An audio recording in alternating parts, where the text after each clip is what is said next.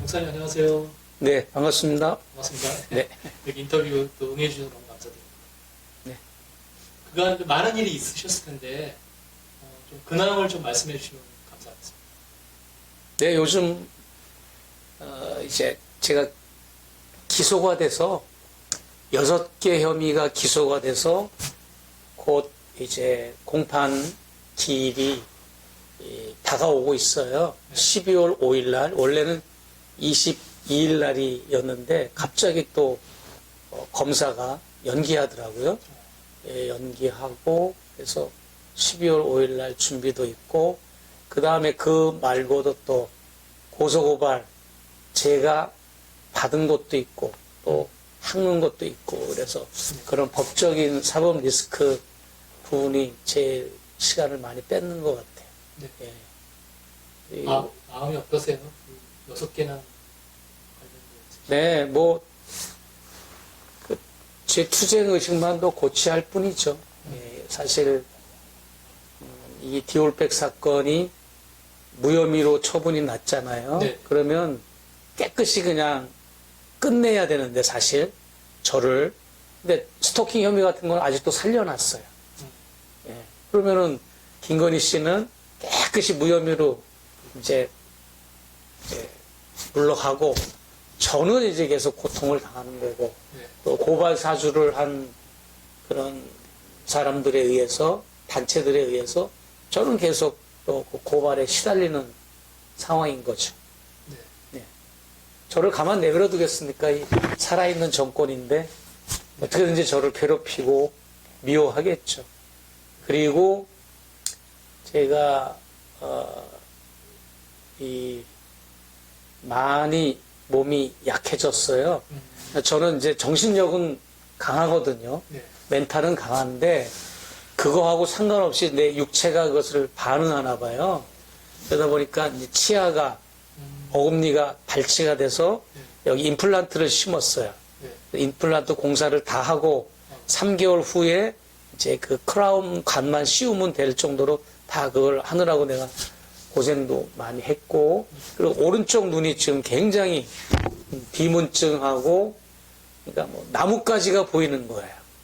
커다란 나뭇가지가. 그러면서 눈이 굉장히 지금 시력이 안 좋아지고 있는데, 제가 왜 이런 말씀을 드리는가 하면 병원 치료를 받아야 되잖아요. 근데 이 윤석열 정권이 저를 의료보험 받는 혜택을 중단을 시켜버렸어요. 이게 뭐냐면 저는 여기 거소증을 발급받아가지고 네. 여기에서 정식으로 체류하는 미국 시민권자인데 네. 그 주민등록증 카드 같은 플라스틱 카드가 네. 거소증이라고 있잖아요. 네. F4 비자를 네. 받은 사람에 한해서. 네. 근데 이제 지난 10월 25일 날 임기가 그러니까 그 익스파일이 됐어요. 네. 유효기간이. 네. 그러면 미리 가서 연장 신청하면 되거든요. 그렇죠. 연장 신청을 했는데 접수증만 받고 안 해주는 거예요. 연장 신청을. 그러니까 공식적인 체류 허가를 안 해주는 거예요. 그러면서도 출국 정지를 해놨기 때문에 그러면은 나가라는 말이야, 있으라는 말이야. 출국 정지를 해놓고 거소증 발급을 안 해주니까 어떤 현상이 벌어지는가 하면 의료 혜택을 박탈을 당하는 거예요. 내가 한 20만 원 가까이 그 의료보험을 매달 냈거든요. 네네. 근데 그 유효기간 지난 이후부터는 의료보험 혜택이 박탈됐다고 통지문이 와가지고 제가 병원을 가면 생돈을 다 내야 돼요. 네. 예를 들어서 약국에 가면 보통 처방전을 내면 2, 3천 원뿐이 안 하잖아요. 무슨 약을 짓든 네. 가벼운 약들은 몇만 원씩 내야 되고 네. 진료비도 뭐 거액을 내야 되는 거죠. 그렇죠. 그래서 지금 거기에 대해서 내가 기자회견을 해야 되지 않을까. 그리고 우리 변호사가 의견서와 항의서를 지금 작성해서 제출 중에 있는데 네. 반응이 없습니다. 인권 유린 같다는 생각이 들거든요. 그 말씀 드리고 더 화가 나서 제가 지금 네. 속상하네요. 너무. 최근에 이제 그 이후에 많은 일들이 벌어졌는데 그냥 목사님 개인적으로 되게 힘드시고 또 저쪽에서 또 많은 일이 벌어졌는데 하셨는데 딱 어떤 표현이 떠오르세요? 지금 현재 현 상황에 대해서. 그냥 이제 장마철 홍수철이 되면 뚝방이 무너지잖아요. 뚝이 무너지고 있다. 이제 뚝이 겉으로 봤을 땐 견고한 뚝 같았는데 이제는 뚝이 금이 가고 파열이 되면서 물이 막 누수가 되고 넘치면서 한순간에 확 뚝이 무너지면 그냥 네. 홍수가 팍 그냥 이제 내려가는 거잖아요. 이게 정권이 이제 말로가 보인다 이렇게 저는 생각이 듭니다. 저 말고도 뭐 제사건 말고도 뭐 이제 주가 조작도 무혐의, 차상병 사건도 뭐 우야무야 지금 저렇게 오히려 그 박정훈 대령을 자꾸 계속 재판을 회고하면서 지금 저렇게 범죄자로 몰아가고 있고, 그래도 명태균 씨 게이트 이것이 점점 이제 양파 껍질부터 이제 벗겨지듯이 벗겨지면서 윤석열, 김건희 이 두 부부의 무능함과 무지함과 또 국정농단, 나라를 어떻게 어떤 방식으로 파탄을 내고 있는가를 여실히 보여주는 것 같아요. 네. 뚝이 무너지고 있다. 네. 예. 여러 일이 지금 있었는데 이제 어제부터 조금 이제 얘기를 하기 시작합니다. 네. 어제 박장범 KBS 사장 후보 혹시 그 스토리를 좀 들어보셨나요? 그러면요.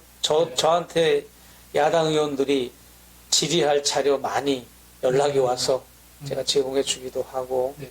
그랬죠. 그 어저께 했던 발언에 네. 대해서 어떻게 생각하십니까? 어떤 생각이 드셨나요? 그냥 솔직하지 못하고 네.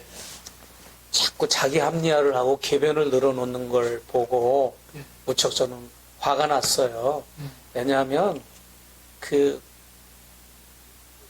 박장범 후보자는 그때 당시 지난 2월 그 KBS 신년 그 인터뷰를 할 때 너는 분명히 권력을 견제하고 감시해야 될 기자, 앵커맨이 권력을 면죄부를 주고 또 권력과 결탁하고 측면 지원을 하는 모습을 여실히 국민한테 보여줬거든요. 저 사람은 그때 그 조만한 파우치, 가방 이런 발언부터 시작해가지고 어떤 방문자가 그 선물을 놓고 갔다 이런 것부터 시작해서 뭐 대통령이 국무회의 석상에 그 회의를 진행하는데 앉아보라니까 덥석 앉아가지고 개인적인 영광입니다 이런 말을 한 것부터, 그거는 앵커맨하고 권력자는 팽팽한 긴장관계에 있어야 되잖아요. 그런데 그 영광입니다라고 하는 말을 하는 순간부터 그 사람은 앵커맨 그런 걸 진행할 이런 자격을 상실한 겁니다. 안 봐도 뭐 뻔한 거죠. 예. 많은 야당 의원들이 질타를 했을 때 솔직하게 고백을 하고, 그리고 다 청문회라는 거는 완벽한 인간이 없잖아요. 완벽한 인간은 없어. 누구든지 장점이 있고 단점이 있어요. 저도 그렇고. 그러면은 박장범이가 실수를 하고 그렇게 한순간에 그렇게 잘못된 생각으로 제가 이렇게 국민들한테 씻을 수 없는 죄를 졌습니다. 그러면 거기서 털고 그 사람을 사장으로 임명할 수 있는 그런 거를 아마 야당 의원들도 해줬을 겁니다. 그런데 이 사람은 끝까지 부인하는 걸 보고 양심도 없고 정직성도 결여가 됐다. 저는 그렇게 보고 있는 거죠. 네. 도이치모터스 예. 명품백 수수 사건이 다 무혐의 처리가 됐잖아요. 그때 어떤 생각이 드셨는지, 어떤 마음이 드셨는지 좀 말씀해 주시겠어요? 네, 똑같은 상황에서 제 사건을 수사한 서울중앙지검에서 사립대학교 어느 교수가 명품백을 학부모로부터 받은 사건이 있었어요. 네. 그래서 그분은 어떻게 됐는가 하면 기소가 되고 재판까지 받고 선고를 받았는데 3년 징역에 3천만 원인가 5천만 원 벌금형을 선고받았습니다. 네. 그런데 똑같은 지붕 아래, 서울중앙지검이라는 지붕 아래 누구에게는 저렇게 징역과 벌금을 주고 누구에게는 저렇게 면죄부를 주는 이런 모순을 저는 도저히 용납할 수가 없고요. 저는 사실 목회자의 신분이지만 통일TV 부대표, 프레스아이랑 설립자, 또 뭐 서울의 소리, 뭐 어떤 특파원 같은 기자 역할 이런 걸 제가 해오고 있고 현재도 진행 중이잖아요. 그렇기 때문에 저는 이 사건, 디올백 수수 사건에 있어서 저는 분명한 거는 이건 언더커버였어요. 그렇기 때문에 분명한 목적이 있었던 거죠. 김건희 씨에게 일국의 영부인이니까 논란의 여지가 많았던 영부인이잖아요. 그래서 국민들이 궁금해하고 검증이 필요했기 때문에 우리가 검증하는 차원이었고, 그런데 제가 준 선물과 제가 요청한 청탁을 다 선물은 받았고 청탁도 많은 부분을 청취를 하고 정부에 관련된 정부 부처 공무원을 붙여주기도 하고 그랬지 않습니까?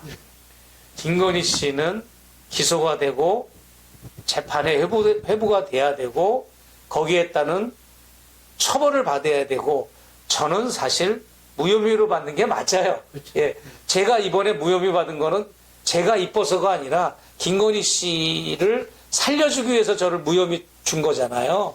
그러나 원래대로라면 나는 무혐의를 받는 게 맞고 김건희 씨는 처벌받아야 되는 게 맞는 거죠. 네. 그럼에도 불구하고 이렇게 무혐의를 줬다는 것에 대해서 저는 분노하고 있고, 그래서 그것을 항복할 수 없어서 항고장을 제출했잖아요. 항고장을 제출했는데 만약에 그게 기각되면 제 항고장이 들어갈 것이고, 그것도 기각이 되면 재정신청에 들어갈 것이고, 재정신청도 묵살되면 재고발이 들어갈 것이고, 계속해서 서울의 소리는 그렇게 법적으로 대응을 할 겁니다. 저는 관련된 자이기 때문에 저는 항고장을 제출할 자격이 안 됩니다. 서울의 소리가 그렇게 하고 있는 거를 말씀드리는 거고, 네. 도이치모터스도 마찬가지입니다. 네. 우리 자본주의 사회에서, 자본주의 경제 국가에서 주가 조작이라고 하는 것은 정치로 말하자면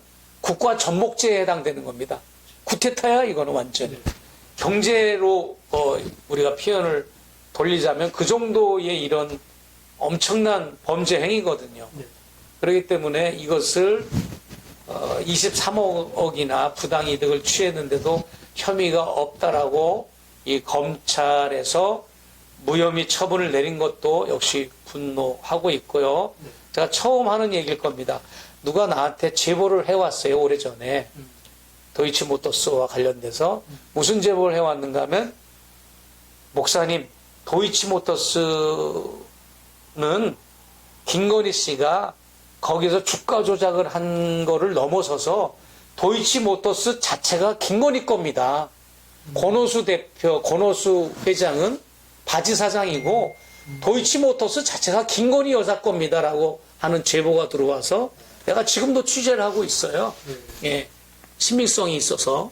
근데 그런 걸 떠나서 도이치모터스가 김건희 거든 아니면 그냥 거기에 주가 조작범으로 가담을 한 거든 이것은 분명히 처분을 해야 되고, 여기에서 혐의 없음에 처분을 내린 검찰 간부나 검사들은 나중에 특수 직무유기죄라든지 이것을 봐준 거에 대한 처벌을 반드시 심판을 받을 겁니다. 난 그렇게 봐요. 네.